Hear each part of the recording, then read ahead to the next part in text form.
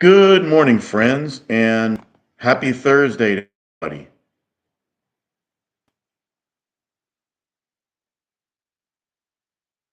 Good morning, friends. Happy Thursday to everybody. Sorry about the glitch in the other video I tried to post. Something went wrong with my VPN and it caused my computer to go nuts. But anyway, 5 years ago, the Branch Covidians, as I like to call them, were kicking the tyranny into high gear. Um, My wife and I, in February of 2020, my wife and I went to Jamaica for a week. And on our way back is when we started hearing about what was going on in China and some other places around the world. And pretty soon it spread to the United States. And we had elected and appointed officials suddenly scrambling over what to do to stop the spread, to keep people from getting sick and getting others sick. And some of it, I believe, was done with the sincere hope of saving lives. But there's another part of it that was quite malicious and inconsistent in the way they went about it. Um, I remember small businesses being told they had to close, but big businesses were okay. Um, they had Politicians were telling people what was essential and what wasn't. Uh, they said, well, don't wear your mask because we need to keep them for medical personnel. Then it was like, well, no, then everybody has to wear a mask. Um, don't, you can't be outside in a park, but you can be locked up with your family in the house. Schools had to be closed. Um, Sporting events came to a halt. Um, they even, the children had to do remote learning. All these weird, crazy things came out of it. Amazon was a big winner. Walmart was a big winner. Getting groceries to go was a big thing. Restaurants, a lot of them closed. Other ones, you could go, but you had to wear your mask when you went in there. But then you could take it off when you were at your table. But if you got up to go to the bathroom, you had to put it on again. Um, you couldn't go to a mom and pop gardening store, but you could go to Lowe's or Walmart or Home Depot. You could go to Kroger. Um, you couldn't go to some small businesses, but you could go to the liquor store. You could buy lottery tickets. Maybe that's because the state made a lot of money on both of those. Um, I remember I had the same paper mask hanging in my car for months, and I just put it on like everybody else and go. And um, there was one place where they had off-duty police officers making everybody wear a mask, and I remember one guy asked the cop, well, "Are you going to arrest me for not wearing a mask?" He goes, "No, I'll arrest you for trespassing." Well, that's because the store owners were doing the dirty work of the state for them, requiring people to wear masks. And the store didn't want to lose their business license. If you're a restaurant, you didn't want to get shut down by the Board of Health. So you went along with enforcing something that wasn't even a law, it was a mandate. So they basically got the private sector to do their bidding for them instead of letting it up to each business. So you had that going on. You could be arrested for trespassing if you didn't wear a mask, but you couldn't be arrested for not wearing a mask yourself, at least in Virginia, because an executive order is not a law and the police can only enforce laws. Um, when you get arrested for a crime, they have to report on the summons what the offense was that you're being charged with so they can prosecute you under the code section. Well, if there's no code section for an executive order, you're probably going to beat that in court because you didn't violate something that was passed through law. Some states are more tyrannical than others. Virginia, our governor, Ralph Northam, well, he was our governor then. I'm not a fan of his at all, but he was a lot less tyrannical, and he was a Democrat. He was a lot less tyrannical than some Republican governors like Larry Hogan of Maryland and um, Mike DeWine of Ohio. So it wasn't really quite a partisan issue. Uh, there was so much of the science pushed forth by a man whose name rhymes with grouchy. Um, he said, "Well, I am science." It's like, really? This is the guy who's telling you to wear a mask and to shut everything down while he's at a baseball game, clearly unmasked among a crowd of people.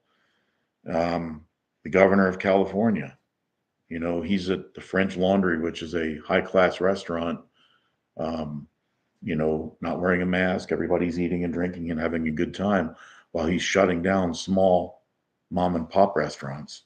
In some states, restaurants could have outdoor dining, but when it was cold, they put up these big things like a canvas and vinyl walls with it looked like a window cut in it of plastic. So they had outdoor dining. They were really indoors, and some of them even put propane heaters inside. So now you have people still have the effect of being inside, even though it's technically outside, but now they've got a chance of carbon monoxide in the air. Somehow I don't see the efficacy of that, but nevertheless, it happened. Um, my wife and I got the first bout with the Rona when we were out in Las Vegas in October of 2020. Uh, we were a little sick for a couple days, but it was okay. We came back. I was working night shift at the time, so I was lucky I didn't have to social distance at work. But we had people working remotely. It totally changed the way people did business. Like going to Walmart, it actually was nice. You could do call-in orders. You do an internet order and drive up, and they bring it right out to your car. That was like revolutionary, and now they still do that. Some restaurants were allowed to have mixed drinks to go. I don't know if they still do it, but in our state, the ABC let up on the rules a little bit on that.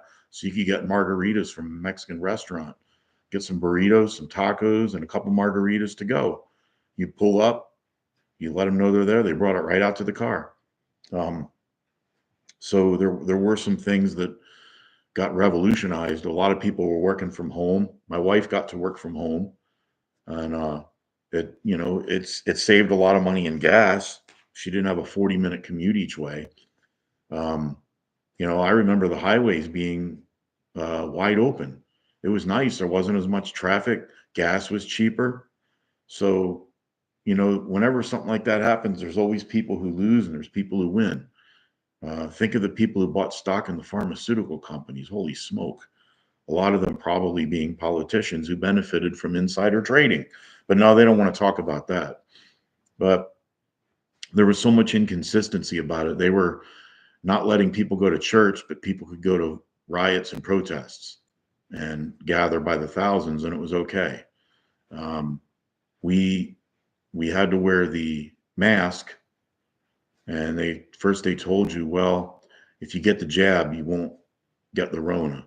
If you do get the jab and you still get it, because they lied about you not getting it if you were jabbed, but then you wouldn't be as sick. Well, that wasn't true either, because I got sicker the second time after a jab and a booster, and I got COVID for the second time. I got even sicker. Um, I had COVID 3 times. So 2 of them after getting the jab and the booster. My wife has had it 5 times. And of course, she got another jab and another booster. Every time a new booster came out, she got it. Well, I wasn't going down with that. That's one of the few areas where she and I disagree strongly. Every time a new booster comes out, she runs out and gets it. I don't. I just, I, I, I just don't see the efficacy in it. But nevertheless, she still has long COVID, which is not fun to have. Um, my friend's wife has it, and she's a little bit above bedridden from it.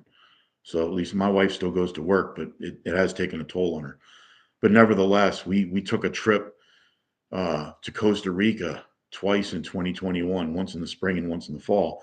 And when we left Costa Rica, we had to have the Rona test done at the airport before we could get on a plane and come back to our own country where we're citizens. But yet the border was wide open then, and people were coming across unvetted, bringing all kinds of diseases into the country, and nobody batted an eye. With the past administration, that was okay. but I'm not here to argue about that. But when we were in the airport, after we got the test, we're in the terminal area and they'd taken all the chairs and roped it off. So now everybody's standing in a big huddle instead of sitting out in chairs spread out. We're all together in a huddle. Then we go through the corral where you go down one row and come up another row and you're going like this.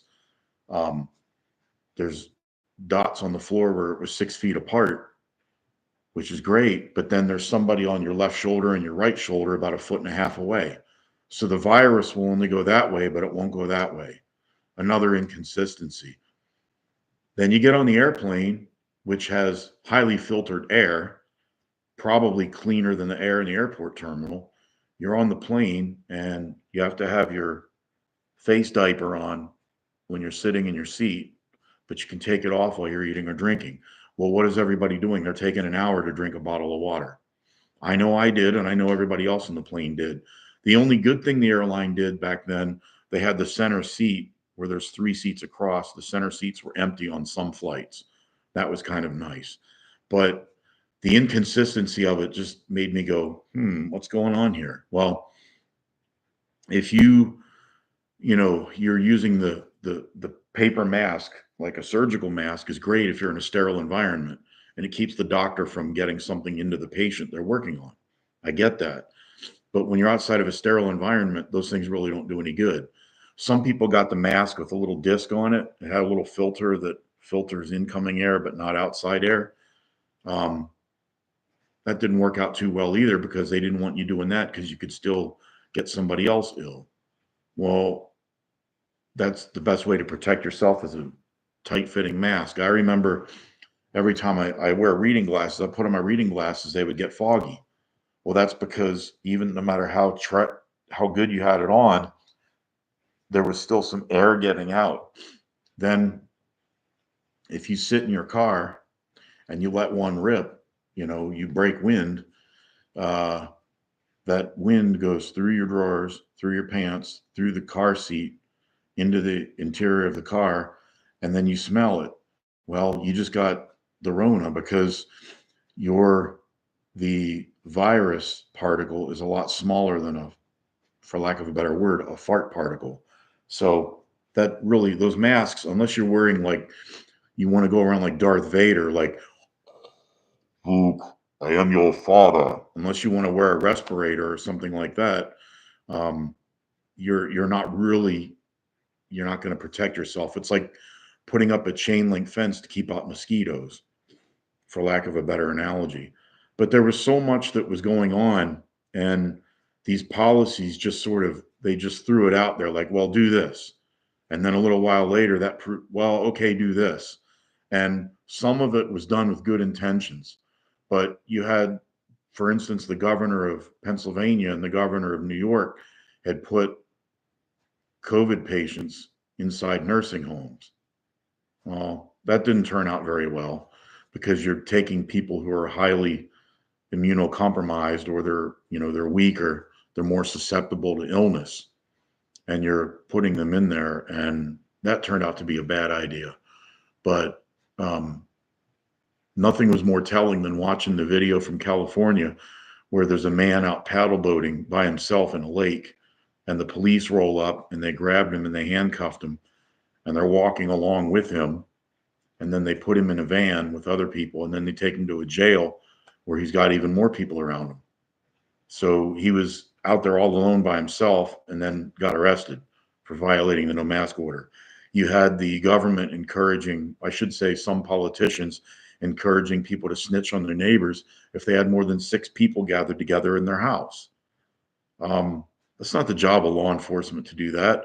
And one sheriff, I believe it was Erie County in New York, which is outside of Buffalo, he just basically told the governor to go pound sand. Like, I don't have the manpower to do that. That's not my job. And there were other sheriffs who refused to get in on it. But, then you look at what China was doing, and they were actually welding doors shut to apartment complexes where they had hundreds and hundreds of people all trapped in there together with each other. There are authoritarians in every government in the world. Don't think that we don't have them here. We're supposed to be the land of the free, but when you saw what was going on, when you had governors threatening to stop people at the state line from going in and out of their state. Um, as far as I know, regulating interstate commerce is a federal function, not up to each state. But there were governors saying they were going to stop tractor trailers driving through their state. Fortunately, that never happened. But um, you know, those tractor trailers are carrying stuff that people needs, that things that people need. Um, but you look back, was this done with nefarious intent? Was it people trying to do the right thing, trying to save lives, and they just didn't know? Um, the same people who tell us they were doing everything right are probably the ones who thought that it originated from bat soup or something. There was gain of function research was going on. They were trying to find ways to potentially, this could have been a biological weapon that got out early. Nobody will really ever know. And I think it's like the JFK assassination. We're never really going to know the truth. So you got to put on your tinfoil hat and figure it out for yourself. But some people just say that was a dry run, that what happened 5 years ago was just their way of seeing how far they could push people. But they may have blown their capital on that, because I think if now people are so skeptical that if they try something like that again, you're probably going to have mass civil disobedience. I don't mean people running around rioting. I just mean people are just going to just not obey. They can't arrest everybody, but this stuff where they try and get you to snitch on your neighbor, and you can't go to church, but you can go to a protest. You can't go to your mom and pop place to get your hair done, but you can go to a liquor store and buy lottery tickets. Who can forget the video of Nancy Pelosi going to get her hair done during all that? Liberty for me, but not for thee. That seems to be the common thread among a lot of these things. The rules are good for the masses, but they're not good for the leadership. And that's when people get skeptical, when they see people doing things and their life isn't changed, their lifestyle isn't altered, and they don't lose any money. But they work somewhere where their job gets shut down and they're told they're not essential. Well, that's when you want to tell a politician to kiss your ass, because my job before I retired, my job was essential to me and my family. We could probably do without politicians longer than we could do without um, truckers, nurses, doctors, farmers, plumbers, welders, electricians, HVAC technicians, and whatnot. Um, you know, need to get a new perspective on who makes this country work.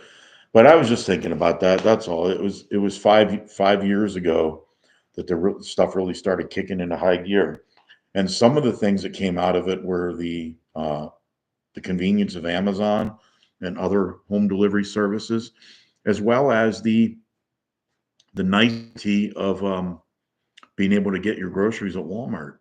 You do an internet order and you drive up there and you park. They bring it out to your car and chuck it in the back, and you go on home. You don't even have to get out of your car. So some of these things stuck that came in during the pandemic, and it stuck. So our society is ever changing, but always be vigilant. When a politician says something, and when they have the mentality that it's for your own good, just ask if they're following it or if it affects them. It's so easy to make rules that only affect other people. But when they have to live under rules they make for the rest of us, they might sing a different tune. But anyway, I'm sorry about the first video having a glitch in it. I think this one is okay. But just remember that no matter how crazy you think things are, there has always been times when it's been crazier in the past, and there's probably going to be a time in the future when things get even crazier. So that was just my reflections on things today. You know, I just know that there's so much inconsistency about things, and that's what makes people put on their tinfoil hat and tune into Alex Jones. They're people are skeptic. People should be naturally skeptical, but you know, these politicians make you skeptical to the nth degree whenever they come up with these solutions. And when you're constantly expected to be giving up liberty, you give up your essential liberty to obtain a temporary sense of security or even a promise of security, you're probably not going to end up with either. So when it comes to politicians, listen to what they say, but watch what they do. Peace.